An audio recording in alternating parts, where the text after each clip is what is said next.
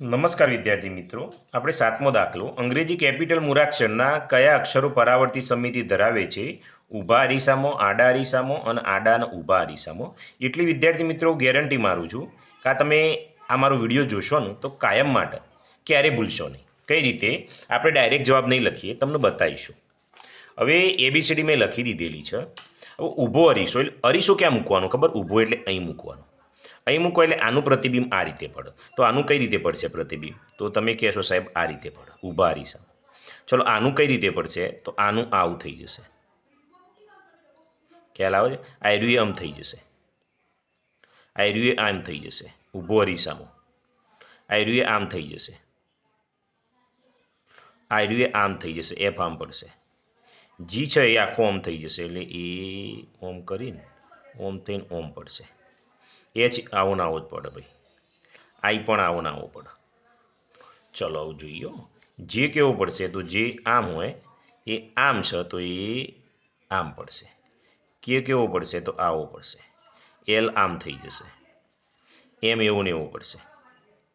N પણ બદલી જશે, એન આમ થઈને આ રીતે નહીં, એમ નહીં, આમ થશે. સોરી હો, એન છે ને એ આમ થઈ બરાબર જ હતો, આમ થશે. બરાબર છે. ઓ છે એ આ રીતે પડશે. પી છે એ આમ થઈ જશે, ક્યુ આમ થઈને લીટું આમ છે એ આમ થઈ જશે. આર ઓમ છે તો એ ઓમ થઈ જશે. આ ટ થઈ જશે, ટી ઓમ જ પડશે.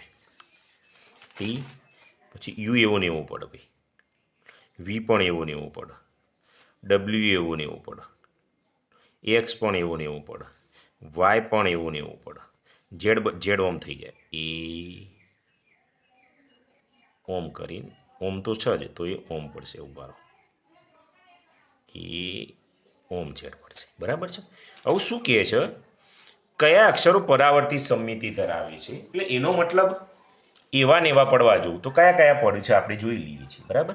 એક તો કયો પડ્યો? એ પડ્યો. જો બી બદલાઈ ગયું, સી બદલાઈ ગયું, ડી બદલાઈ ગયું, ઈ બદલાઈ ગયું, એફ બદલાઈ ગયું, જી બદલાઈ ગયું, એચ એવો ને એવો પડ્યો, આઈ એવો ને એવો પડ્યો. ખબર પડે છે ને? આઈ. જે બદલાઈ ગયું, કે બદલાઈ એલ, એમ એવો ને એવો છે, એને બદલાઈ ગયું, ઓ એવો ને એવો છે, પી બદલાઈ ગયું, ક્યુ એ બદલાઈ ગયું, આર એ બદલો ને, એસ એ બદલો, ટી એવો ને એવો છે, યુ એવો ને એવો છે, વી એવો ને એવો છે, ડબલ્યુ એવો ને એવો છે, એક્સ એવો ને એવો છે, વાય એવો ને એવો છે અને ઝેડ એ બદલાઈ ગયું. તો કયા કયા અક્ષર પડ્યા એવા ને એવા આપણે લખીએ.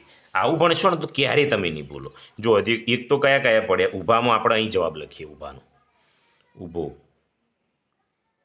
ઊભા અરીસામાં એક તો જો એ 11 અક્ષર આવું મિત્રો. એ પછી એચ અને આઈ તો લખું હું, એચ આઈ. પછી જુઓ તો એમ ઓ ટી, તો એમ ઓ ટી. પછી U V W X Y, U V W X Y, X અને વાય. કેટલા થયા? 1 2 3 4 5 6 7 8 9 10 11 થયા. બરાબર છે. હું કહેતો હતો ને 11 છે. 1 2 3 4 5 6 7 8 9 10 11. હવે વિદ્યાર્થી મિત્રો, ઊભો અરીસો રાખો ને તો આ એવું ને એવું પડે. હવે આ ક્યારેય તમે નહીં ભૂલશો. એ જ રીતે આડો અરીસો, તો આડો અરીસો ક્યાં મૂકવાનો એ તમને બતાવો. એ અરીસો અહીં મૂક્યો, એ અહીં મૂકવાનો, અહીં મૂકશો, અહીં મૂકો અથવા અહીં આડો અહીં મૂકી દેવાનો. બરાબર છે. તો કેવો પડે? હવે આડા અરીસામાં કયું એ ના એ પડે આપણે જોઈએ. ચલો જોજો. હવે આ કેવું પડશે? તો અહીં અરીસો મૂકીએ એટલે આયરું ઓમ થઈ જશે, અવળું થઈ જશે, એટલે આ તો ના પડે. બી કેવો પડે? તો બી તો એવો ને એવો જ પડે ભાઈ. તો એક તો આડા અરીસામાં બી આપણે ફરીવાર ઘૂંટવો ના પડે લખી. ચલો સી કેવો પડે? તો સી એવો ને એવો પડે. ડી કેવો પડશે? તો વિદ્યાર્થી મિત્રો ડી એ અહીં મૂકો એટલે ડી તો એવો ને એવો જ પડે, તો ડી એ એવો ને એવો પડે.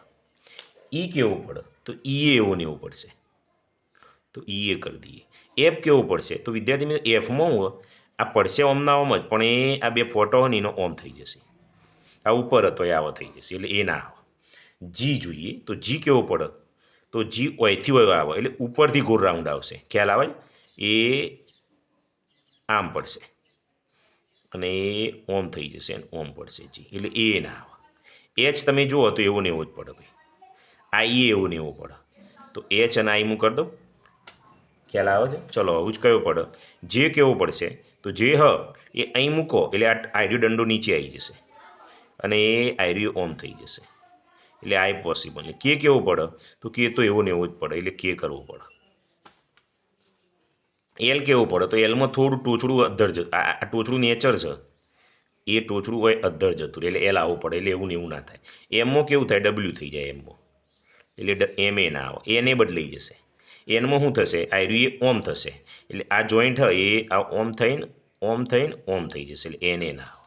ઓ કેવું પડે, ઓ એવો ને એવો પડશે, એટલે ઓ લઈ લઈએ. પી કેવો પડે તો પીમાં એ આવું થઈ જશે, ખ્યાલ આવે છે? ક્યુ કેવું પડે તો ક્યુમાં લીટું હોય એ અહીં નીચે છે, લીટું એ ઉપર થઈ જશે, એટલે એ શક્ય નહીં. આર કેવું પડે તો અહીં જે ગુંટેલું અહીં નીચે છે એ ઓમ થઈને ઓમ પડશે, એટલે એ શક્ય નહીં. એસ કેવો પડે તો એસ છે વિદ્યાર્થી મિત્રો, એ નહીં પડે સરખો, બરાબર? એસ કેવો પડશે, એમાં આખો નાખો શું થઈ જશે, બદલાઈ જશે, આવું થઈ જશે. ટીમાં આ નીચે ટોચડું આવે એટલે ટી એ ના ગણાય. યુ કેવું પડે, યુ આવો થઈ જશે ઓમ, એટલે એ ના ગણાય. વીમો આવું થઈ જશે, એટલે એ ના. ડબલ્યુમાં એમ થઈ જશે, એટલે એ પોસિબલ નહીં. એક્સ એવો ને એવો રહેશે, અને વાયમાં ઓઇલિટી આવશે, ઓમ અવળું થઈ જશે, એટલે એ નહીં. ઝેડમાં ચમચશે, ઝેડમાં ઓમ થઈ જશે, એટલે ઝેડ એ વિદ્યાર્થી મિત્રો આવશે નહીં. ઓકે, તો કયા કયા મૂળાક્ષર આવે આપણે લખી દઈએ. ક્યાં ગયો જવાબ, આપણે લખતા થાય પેજમાં, પેજ સાઈડમાં મૂકાઈ ગયું છે. ઓ ચલો ઊભો આવી ગયો, હવે આડો લખી દઈએ. આડો અરીસો મૂકો તો કેટલા આવે છે વિદ્યાર્થી મિત્રો, તો એરાય 10 આવું મને ખબર છે ત્યાં સુધી. કયા કયા છે જો, એક તો બી સી ડી ઈ લખી દઉં, B C D E, H I, પછી કે ઓ, તો કે ઓ કરી દઈએ, કે ઓ. અને અહીં જોઈએ તો એક્સ છે, 9 છે મને લાગે, 1 2 3 4 5 6 7 8 ને 9. તો વિદ્યાર્થી મિત્રો તમે આ એક કદીને આડો અરીસો મૂકો તો આ એક મૂળાક્ષર એવા છે કે સેમ ટુ સેમ પડે. હવે શું કહે છે, આડો અને ઊભો બંને અરીસા, તો બંનેમાં સેમ કયા છે તમે જુઓ, તો બંનેમાં એક તો મૂળાક્ષર જુઓ એચ અહીં છે અને અહીં છે, દેખાય? પછી આઈ અહીં છે અને અહીં છે. પછી બીજો જોઈએ તો ઓ એ બંનેમાં છે અને એક્સ એ બંને. તો આડાના ઊભામાં એચ આઈ ઓ અને એક્સ આવશે. વિદ્યાર્થી મિત્રો આ પરીક્ષામાં પૂછાશે, તમારી ખાલી જગ્યાએ પૂછાય, દાખલાએ પૂછાય, પરીક્ષકને જે રીતે પૂછવું હોય એ રીતે પૂછાય. પણ જો મેં તમને શીખવાડી એ રીતે તમે શીખશો તો મને નથી લાગતું તમે પરીક્ષામાં ભૂલ ખો. ચલો ઓકે, ચલો આગળ. એવા 3 આકારોના નામ આપો જેમાં સમમિતિની રેખા ન હોય. તો એક તો આપણે આવી ગયો સમમિતિની રેખા શેમાં નહીં, જો 3 આકારો એક તો આવી જ ગયા છે. જો એક તો વિષમ બાજુ ત્રિકોણ છે, પછી ચતુષ્કોણ છે, સમાંતર બાજુ ચતુષ્કોણ છે, બરાબર? એ તો લખી દેવાના. ચલો આપણે લખીએ, હું લખાઈ દઉં તમને. સમમિતિની રેખા ના હોય તો કયું, એક તો વિષમ બાજુ ત્રિકોણ, વિષમ બાજુ ત્રિકોણ એક આ આવે. ચલો બીજો કયો છે, તો અહીં જો ચતુષ્કોણ છે, ચતુષ્કોણ આવે. ત્રીજો કયો છે, સમાંતર બાજુ ચતુષ્કોણ, તો લખીએ સમાંતર બાજુ ચતુષ્કોણ છે. ચોથો લખીએ તો વિદ્યાર્થી મિત્રો અનિયમિત પંચકોણ આવે. અનિયમિત એટલે બાજુઓ સરખી ના હોય, અનિયમિત પંચકોણ એટલે 5 બાજુ હોય. 5મો લખવો હોય તો અનિયમિત સપ્તકોણ એટલે 7 બાજુ હોય, બરાબર?